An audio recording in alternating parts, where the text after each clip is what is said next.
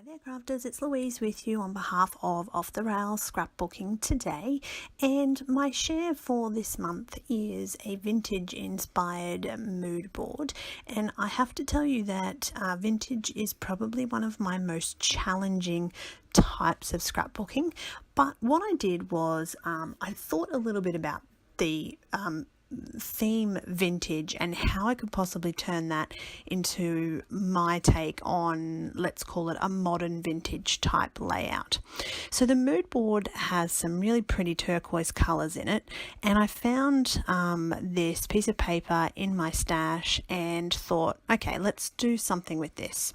So firstly, I'm just cutting the paper, so you can see I've got the two areas of interest, one at the top and one at the bottom. I have also chosen a photo. So it's this photo of my husband with his great grandma, and it was one that his mother gave me. So it's sort of been in the stash and I didn't really know what to do with it. I figured this was the perfect time to actually document that memory for him to keep later on down the track.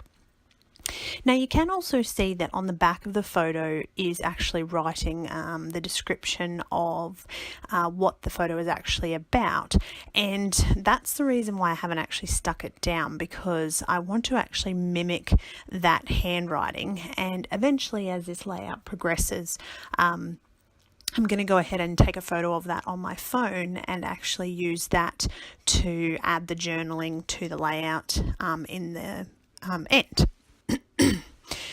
So what I'm doing before that is I'm thinking about how I can enhance this layout. So I go to one of my stash boxes, and I know it's a cliche, but brown tends to be my go-to for, or naturals, browns or naturals tends to be my go-to for vintage inspired layouts, even though with this one I've got that little pop of turquoise there. So I pull out my stash of embellishments, and I've recently sorted them into colours. So I actually have a box just full of, chipboard pieces and wood veneers and the butterflies. Everything you saw me pull out of that box comes from the natural coloured box.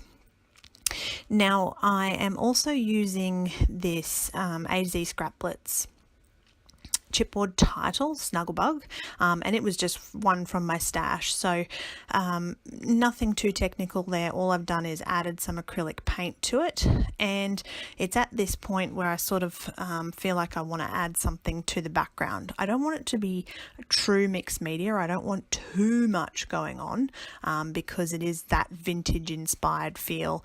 I don't feel personally that mixed media is very vintage. It's just a personal preference. So, if you like mixed media on your vintage pages, by all means go for it. But for me, I wanted to keep it fairly simple. Now I'm using the Kaiser Mist in the gold, and I'm just adding some different size splatters. So you can see I've got some larger ones, some smaller ones, and most of this does get covered up by the elements, but I think it just enhances and helps break up that bit of white background that the layout is primarily based on. Now, with the hexagons that I've got going on here, I decide to add a little bit of foam mounting tape behind that top section, and then what I'm going to do is actually use that twine. Now initially I thought I was going to stitch the twine, so I did poke some holes in the layout, but the stitching proved to be quite a lot harder than what I anticipated, so I ended up just using my hot glue gun and actually gluing that twine, which is what you're seeing here at the moment. So certainly outside of my normal comfort zone as far as how I would scrapbook, but I really love how this one came together. It has lots of texture, it's quite unique, but it's also a really nice memory, and I love the way it actually looks when the page comes together. So as I flip this over, you'll see those holes that I made in the other side, which I didn't end up using, but luckily they were quite easily covered up by the gluing that twine down. So to finish him off, I am going to put all these layers together, stick them on, add my journaling, which you'll see in the finished page, and then that's my vintage inspired layout complete. So I thank you very much for watching. Looking forward to seeing your creations, and of course please subscribe if you haven't already.